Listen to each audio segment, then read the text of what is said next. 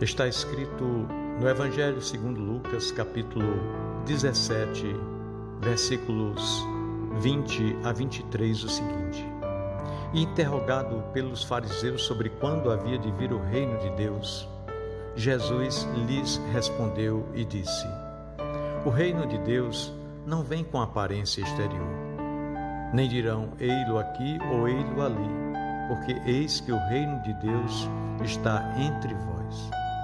E disse aos discípulos: Dias virão em que desejareis ver um dos dias do Filho do Homem, e não o vereis.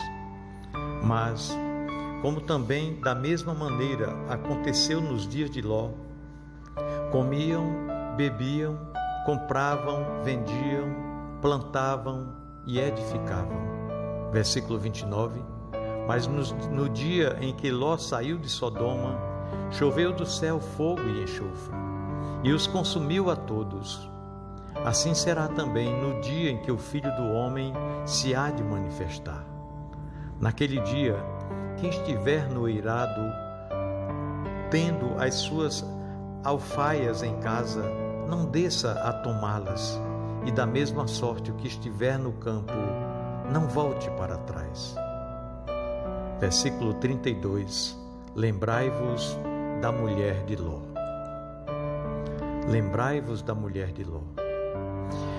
Meu irmão, minha irmã, a Bíblia é um livro cheio de curiosidades. Você sabe qual é o menor versículo da Bíblia? É João 11:35, que diz: Jesus chorou. E o segundo menor versículo da Bíblia é o que Lucas narrou nessa passagem. Jesus diz: lembrai-vos da mulher de Ló. Nesse texto, Jesus está discorrendo sobre a vinda do reino de Deus. Ao ensinar acerca do reino de Deus, Jesus toma como ilustração duas histórias bíblicas nos dias de Noé e dos dias de Ló.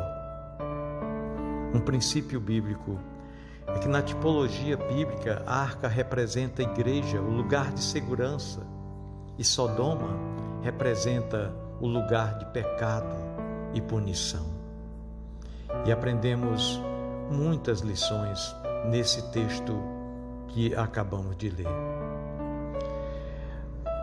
Primeira coisa, que para garantir a nossa salvação, nós precisamos entrar na arca.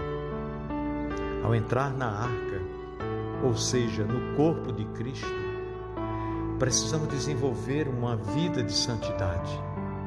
E o segundo passo é exatamente sair de Sodoma, ou seja, do lugar do pecado. É preciso romper definitivamente com o pecado. Como o mundo ainda não foi julgado, a orientação de Jesus continua valendo para os dias de hoje. Qual é a orientação de Jesus para nós? Lembrai-vos da mulher de Ló. Quem hoje se lembrou da mulher de Ló? Você lembrou da mulher de Ló esta semana? Este mês? Isso é muito interessante, não é verdade? Ao lembrar da mulher de Ló, vamos destacar alguns aspectos de sua personalidade e de seu caráter. O que devemos lembrar da mulher de Ló?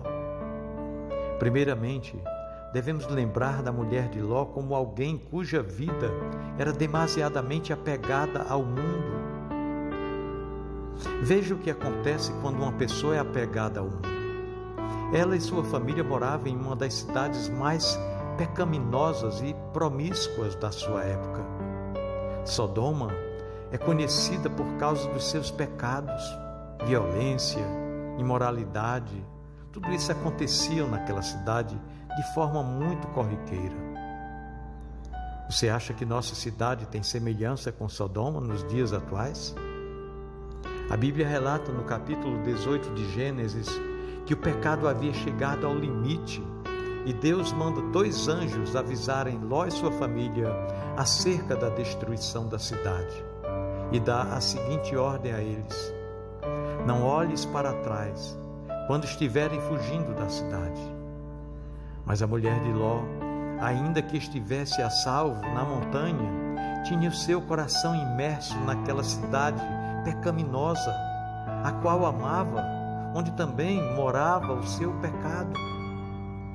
Era na cidade que estava o seu coração. Em Mateus 6:21, Jesus diz que onde estiver o nosso tesouro, ali estará o nosso coração. Então é desnecessário dizer que o tesouro daquela mulher estava naquela cidade. Aquela cidade era o seu tesouro, por isso o seu coração estava lá também.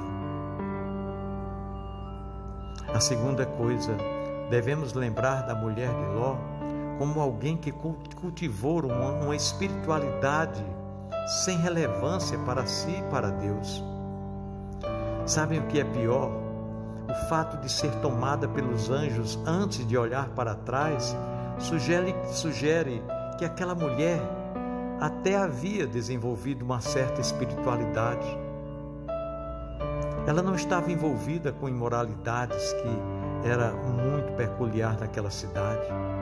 Chegou a estar a salvo com a sua família na montanha, mas ela perdeu a sua vida e podíamos dizer que ela acabou perdendo a sua vida por causa de uma espiritualidade sem relevância acerca das coisas de Deus. O que aprendemos aqui? O perigo de desenvolver uma espiritualidade sem relevância em nossas vidas.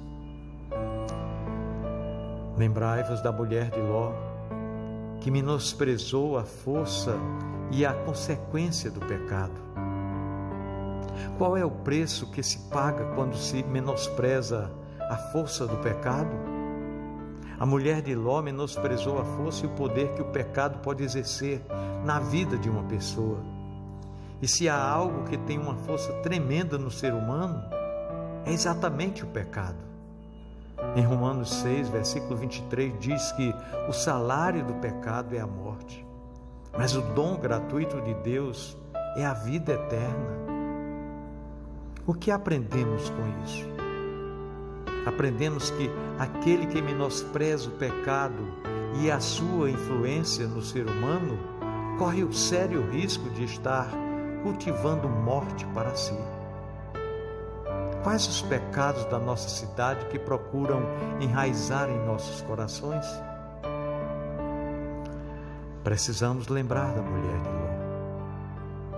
Lembrar da mulher de Ló como alguém que olhou para trás. De fato, isso é uma coisa que nos intriga muito. Porque Deus deu essa ordem de não olhar para trás? Eu não acredito que o problema estivesse no simples fato de olhar para trás quando se faz uma releitura do que Deus fez em nossas vidas, mas o olhar com saudosismo, pois o saudosismo revela onde deseja estar o meu coração. Além do mais, é preciso lembrar sempre de onde o Senhor nos tirou para nunca mais voltar o desejo de regressar para lá. Jesus diz o mesmo aos discípulos. Lucas 9:62, Jesus lhes disse: ninguém que lança a mão no arado e olha para trás é apto para o reino de Deus. A saudade do pecado tem sido o anzol de Satanás e, infelizmente, tem muita gente sendo fisgada nessa terrível armadilha. Precisamos lembrar-nos da mulher de Ló como alguém que achou que podia correr para uma nova vida olhando para trás. Deus havia dado uma tremenda oportunidade àquela mulher, a oportunidade de recomeçar a vida, uma vida nova, e equivocadamente ela pensou que podia correr ao lado de Deus para um novo horizonte e continuar olhando para o pecado. Nós precisamos aprender com a atitude dessa mulher. Tem gente que acha que pode andar em duas canoas. Isso não dá certo. A verdade bíblica é uma só. Ou você anda com Deus, perto dele, na sua luz, ou anda nas trevas. Ou você escapa do pecado e vive, ou você se aprofunda de vez no pecado, ou firmados em Cristo e assentados com Ele nas regiões celestiais, aguardando a manifestação dos filhos de Deus, ou outro lado, aguardando a terrível sentença que cairá sobre os filhos da desobediência. Em Apocalipse 22, versículo 11, está escrito: quem é injusto, faça injustiça ainda, e quem está sujo, suje-se ainda mais, e quem é justo, faça justiça ainda, e quem é santo, seja santificado ainda. Posso até pensar que conselho estranho esse, né? Mas é porque nós não temos muitas alternativas. Ou nós corremos do pecado, ou nós nos entregamos ao pecado. Lembre-se, foi Jesus quem disse: lembrai-vos da mulher de Ló. Pensemos nisso. No amor de Cristo. Amém.